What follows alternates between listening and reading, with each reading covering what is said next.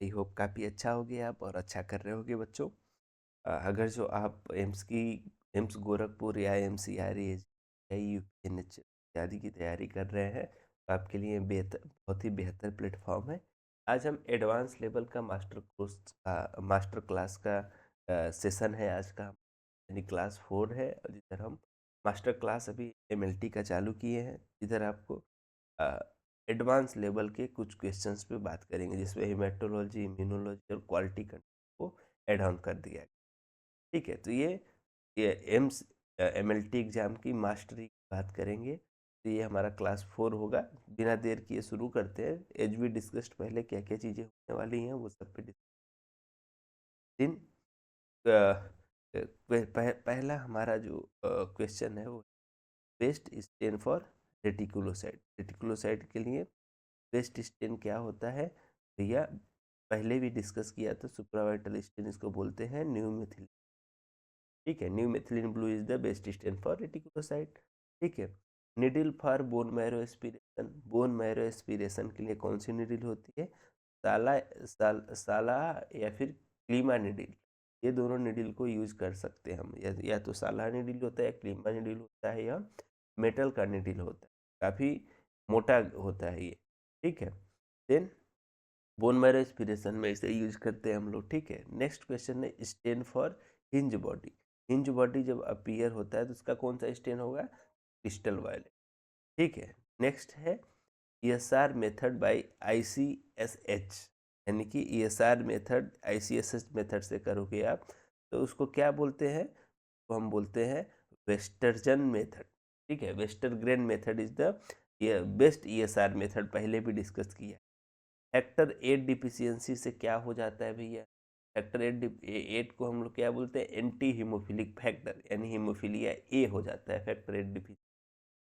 Factor 8 deficiency से क्या होता है भैया? हीमोफिलिया ए हो जाता है। नॉर्मल रेक्टिक काउंट एडल्ट में क्या होता है? नॉर्मल रेक्टिक काउंट एडल्ट में कितना होगा? 0.5 to 2.5। रेक्टिक काउंट क्या होते हैं?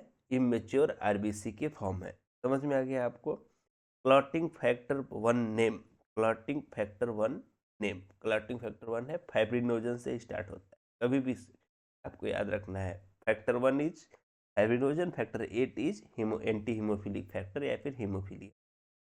Anti haemophilic factor which deficiency cause haemophilia A.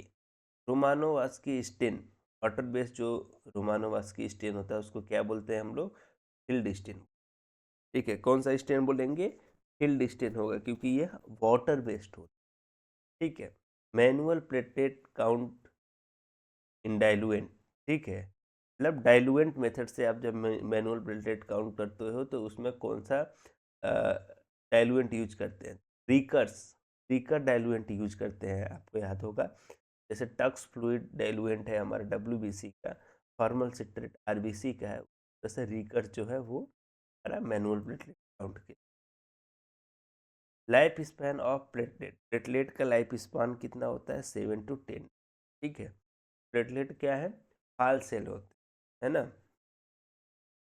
Then serum bilirubin का मेथड पूछा गया है, तो method of serum bilirubin is Jendrassik Grof method. Jendrassik and Grof method से हम लोग बिलिरुबिन का एस्टिमेशन करते हैं। मेलाय एबलिन से भी करते हैं और जेंड्रिक ग्रोफ मेथड से भी। ठीक है, marker for myocardial infection. Myocardial infection यानी कार्डियक अरेस्ट के लिए कौन सा मार्कर है? सीकेबी, सीकेएमबी एंड ट्रोपोनिन आई। ठीक है, ट्रोपोनिन दो तरह का होता है। Troponin I which is qualitative in manner, quantitative in manner, and also high sensitivity troponin. तो एच एस ट्रोपाई जो है वो बेसिकली क्लियर मेथड से होता है, और ट्रोपोनिन आई जो है वो आपके स्पेक्ट्रोस्कोपी से है, सॉरी लेटरल फ्लो ऐसे मेथड से है।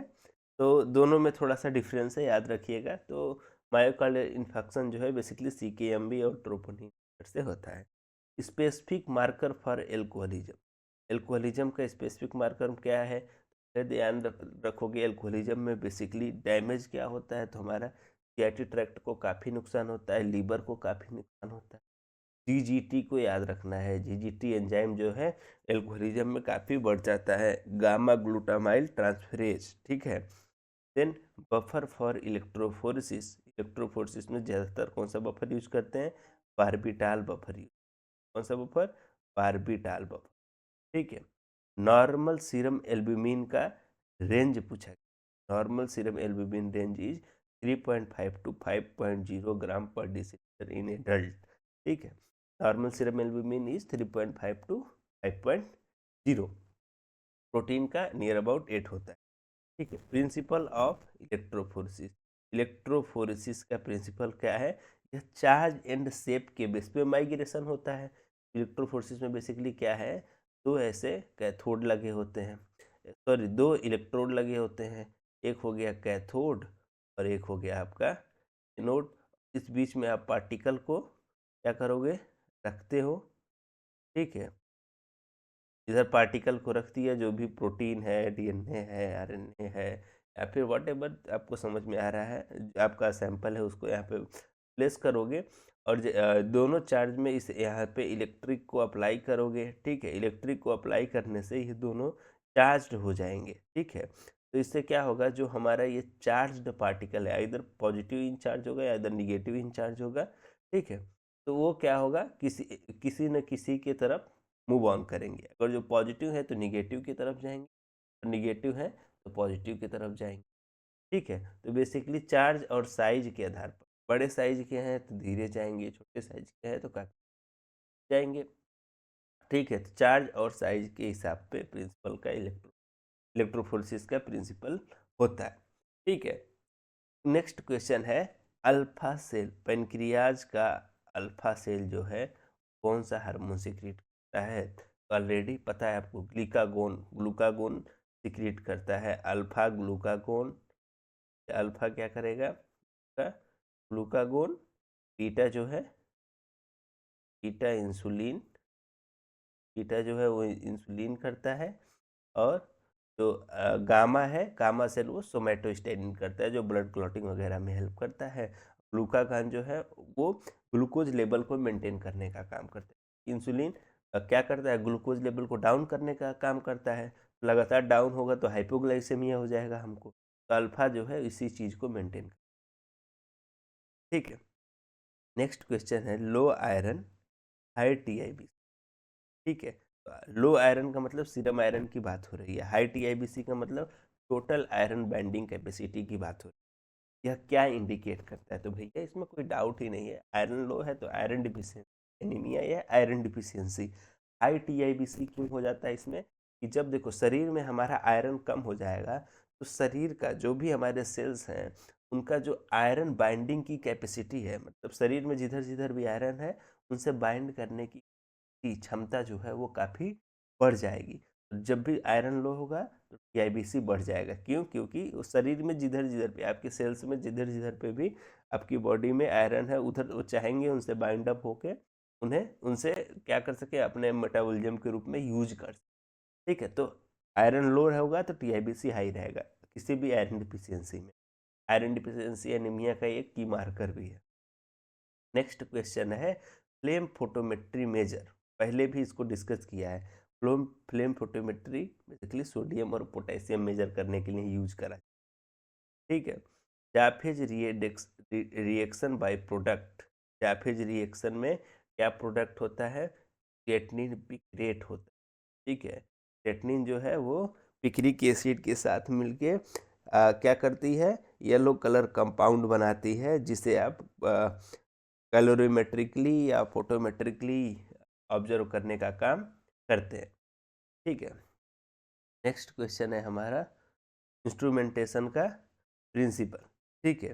अभी देखेंगे इंस्ट्रूमेंटेशन में, जब भी बायोकेमिस्ट्री की बात होती है, क्लिनिकल बायोकेमिस्ट्री में अभी आपने ये सब पढ़ा, एनालाइट्स वगैरह के बारे में, लेकिन इंस्ट्रूमेंटेशन मतलब क्या है? हमारा ऐसा बायोकेमिस्ट्री है यहाँ पे सिर्फ और सिर्फ इंस्ट्रूमेंट की बात करी जाए इंस्ट्रूमेंटेशन में, ठीक है। जैसे कि वो क्या क्या हो सकता है, जैसे बियर लैम्बर्ट लॉ का प्रिंसिपल क्या है, फ्लो साइटोमेट्री का प्रिंसिपल, या फिर आपका स्पेक्ट्रोस्कोपी का प्रिंसिपल क्या है, इलेक्ट्रोफोरेसिस का प्रिंसिपल क्या है, ठीक है। टीएलसी का प्रिंसिपल क्या है, ठीक है।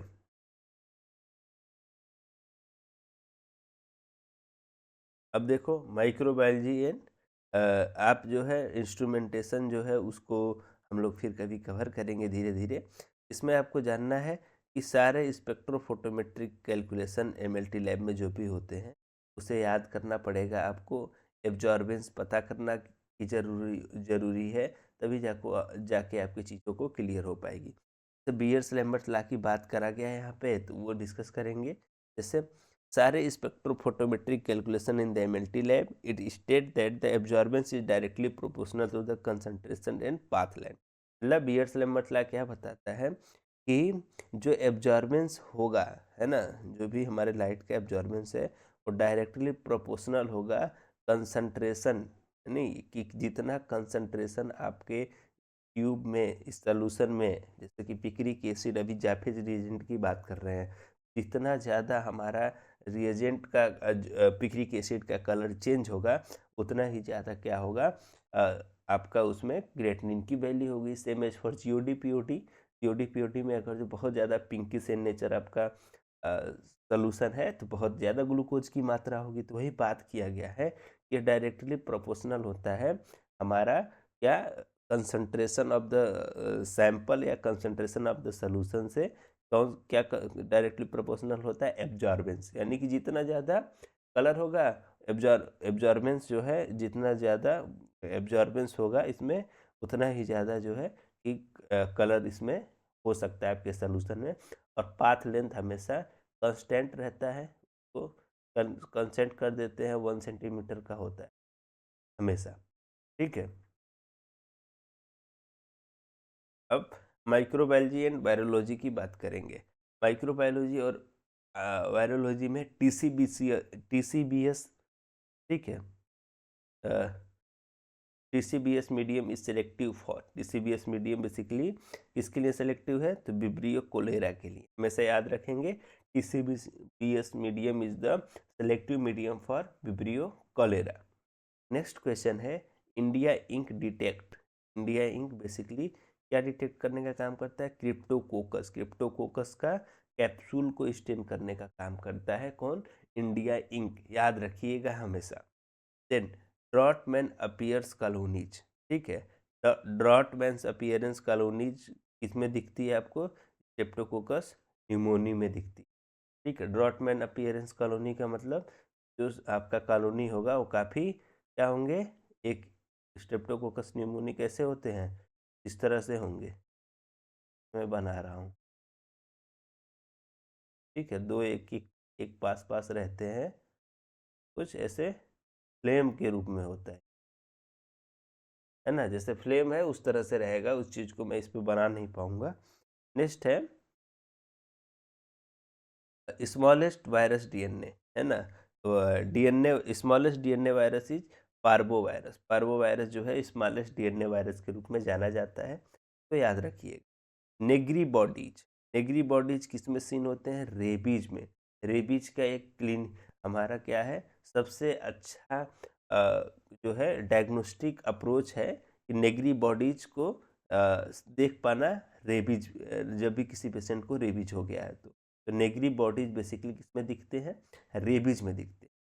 Test for enteric fever, enteric fever में कौन सा टेस्ट करेंगे, बेझिझक विडाल टेस्ट टाइफीडॉट करते हैं। इसमें टाइटर वगैरह लगा के हम क्या करते हैं, ओवरनाइट रखते हैं और पता करते हैं अगले दिन एग्लूटिनेशन विजिबल है या नहीं है। अगर जो टाइफीडॉट है तो तुरंत ही पता चल जाता है, क्योंकि वो लेटरल फ्लो ऐसे मेथड पे काम करता है। 1 ड्रॉप ऑफ सीरम डाल के एंटीजन कोटेड होता है वो आपका जो किट होता है, तो उसमें बता देता है आईजीजी पॉजिटिव है या आईजीएम पॉजिटिव है या निगेटिव है।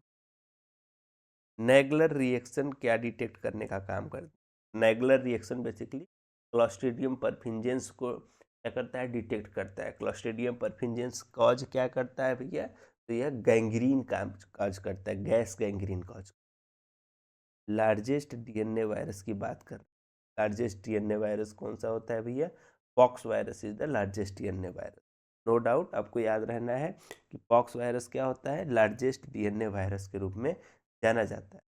ठीक है, first antibody to appear in infection, first antibody कौन अपीयर होता है, तो IgM first line of defence में होता है, सबसे पहले यही फाइट ऑफ करने के लिए आता है।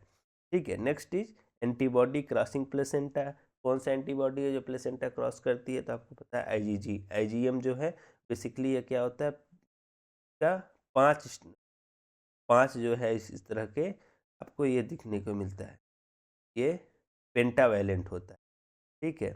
और जो आईजीजी है वो डाईवैलेंट होता है, कुछ इस तरह से, कि सिर्फ में इस तरह से दो डाईवैलेंट रहेगा आईजीजी, और आईजीएम जो है वो पेंटावैलेंट होता है।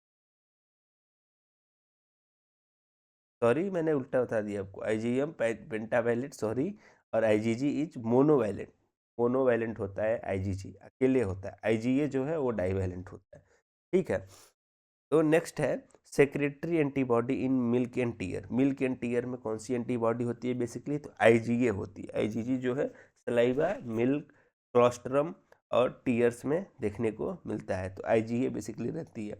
माँ अपने ब्रेस्ट से बच्चे को फीड आउट करा रही है, ब्रेस्ट फीडिंग कर रही है, तो उसमें आईजीए एंटीबॉडी उसे मिलता है, जिसे आप लेटर ऑन पैसिव इम्यूनिटी के रूप में भी जानते हो, ठीक है। Anaphylactic reaction type, anaphylactic reaction किस में दिखता है? टाइप 1 हाइपर सेंसिटिविटी, ठीक है। टाइप 1 हाइपर सेंसिटिविटी में एनाफाइलेटिक रिएक्शन दिखता है, एलर्जी लाइक रिएक्शन देखने को मिलता है।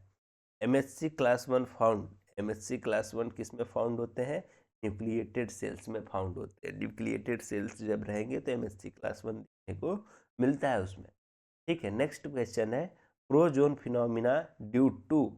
प्रोजोन फिनोमिना कब दिखता है? एंटीबॉडी एक्सेस होते हैं जब, तब जब एक्सेस एंटीबॉडी होगी तो क्या होगा? प्रोजोन फिनोमिना देखने को मिलेगा। मतलब कहीं एंटीबॉडी साथ बाइंड नहीं होंगे, वो एक दूसरे के साथ क्या करेंगे? रिपेल करेंगे, तो वो प्रोजन फिनोमिना आपको देखने को मिलता है, एंटीबॉडी एक्सेस होते हैं तब।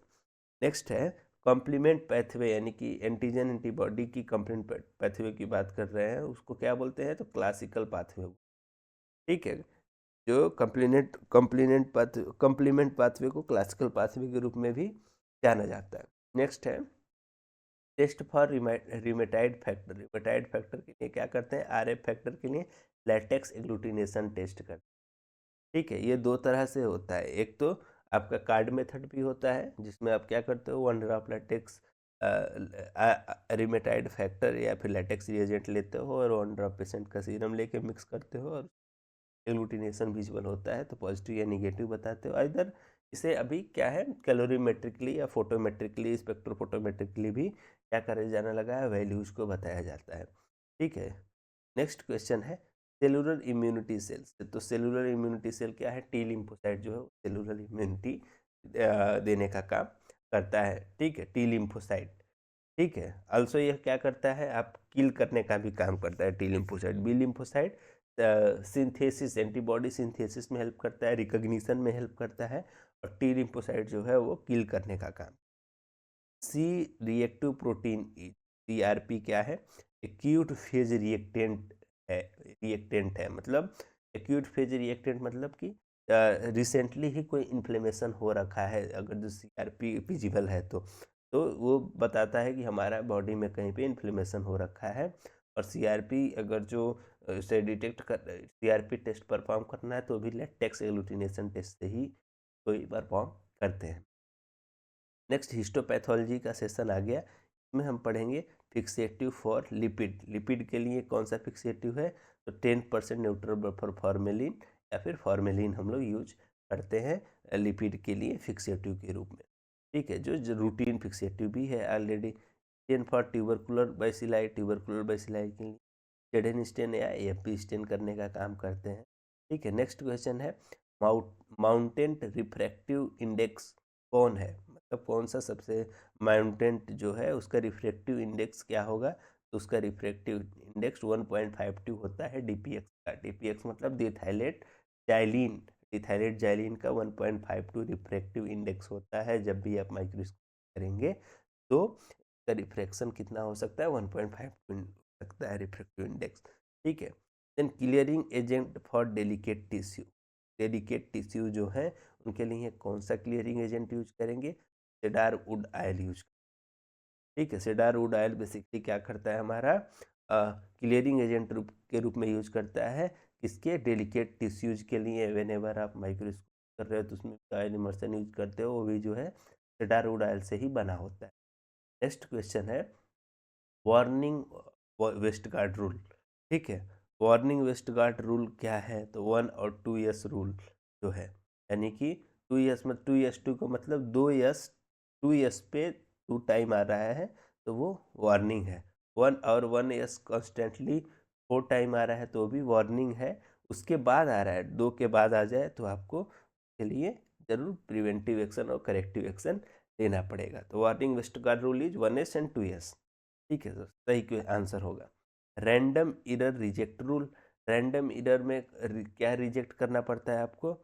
1 to 3 यस और R4 यस, यानी कि आपको कॉन्स्टेंटली एक ही पैरामीटर पे, एक ही डेविएशन पे क्या हो जाए, ऐसे 4 टाइम, सॉरी, एक ही पैरामीटर पे आपको ऐसे 4 टाइम डेविएशन देखने को मिले लगातार, उसको बोलते हैं R4 यस। तो इसे क्या करते हैं, ये रैंडम इरर में काउंट होता है, इसे रिजेक्ट करते हैं हम।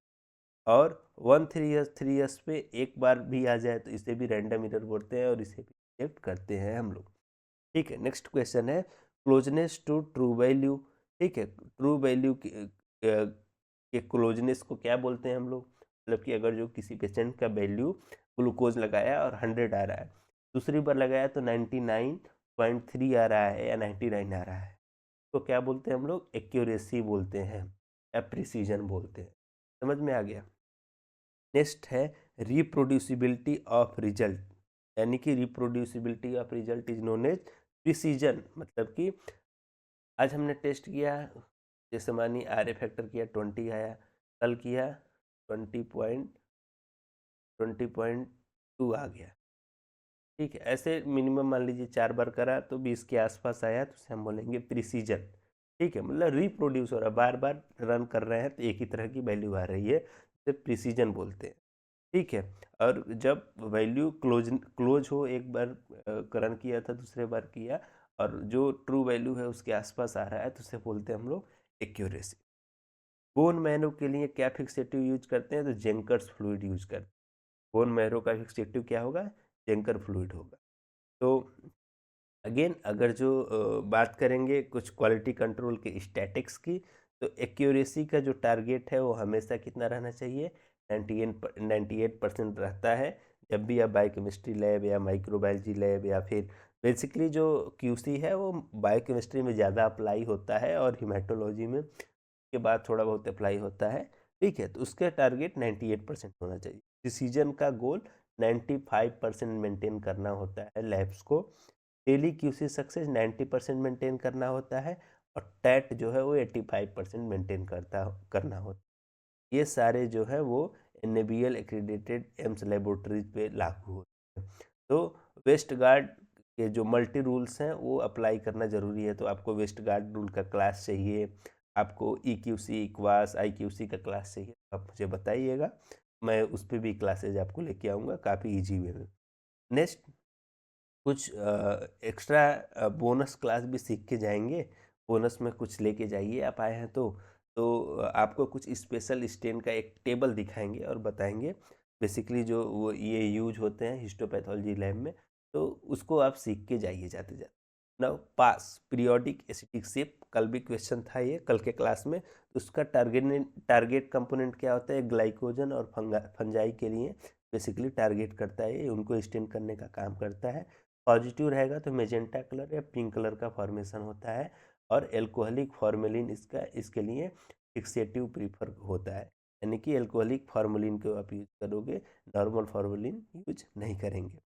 पल्स का प्रसियन ब्लू स्टेन बेसिकली जो है ये आयरन के लिए करते हैं, आयरन डिटेक्शन के लिए। ठीक है, तो फेरिक आयरन या फिर हीमोसिट्रीन के डिटेक्शन के लिए हम पर्सियन ब्लू स्टेन करते हैं। ब्लू कलर का फॉर्मेशन होता है और इसके लिए प्रीफर्ड फॉक्स फिक्सेटिव क्या होगा? फॉर्मेलिन होगा। मेसन स्ट्राइकोम जो है वो मसल और कोलेजन को इसका टारगेट कंपोनेंट होता है। रेड या ब्लू ग्रीन का पॉजिटिव रहेगा तो कलर आएगा और इसके लिए जो प्रीफर्ड फिक्सेटिव है वो बाउंस फ्लूइड होता है। सूडान ब्लैक बी, SBB भी बोलते हैं इसको, लिपिड के लिए, लिपिड के इसका टारगेट कंपोनेंट होता है ब्लैक, अगर जो पॉजिटिव है तो ब्लैक कलर का फॉर्मेशन होता है, और फॉर्मल कैल्शियम जो है वो इसका फिक्सेटिव प्रीफर है। देन वॉन गीसन जो है उसके वो कनेक्टिव टिश्यू के लिए हम लोग ये यूज करते हैं स्टेन को। पॉजिटिव कलर इसका रेड होगा, ठीक है, और फॉर्मेलिन जो है इसका फिक्सेटिव होता है प्रीफर। तो आई होप ये आपका काफ़ी अच्छा सेशन रहा होगा। आप एक्सीलेंस को अचीव करिए और जल्दी से एम्स दिल्ली या एम्स गोरखपुर को ज्वाइन करिए जल्दी से, ताकि आप कल को बोल पाए कि लाइवमेट यूट्यूब चैनल ने काफ़ी अच्छा काम करा था। तब तक के लिए धन्यवाद, नमस्कार। फिर मिलेंगे अगले वीडियो में। तब तक के लिए देखते रहिए, दोस्तों को शेयर करिए।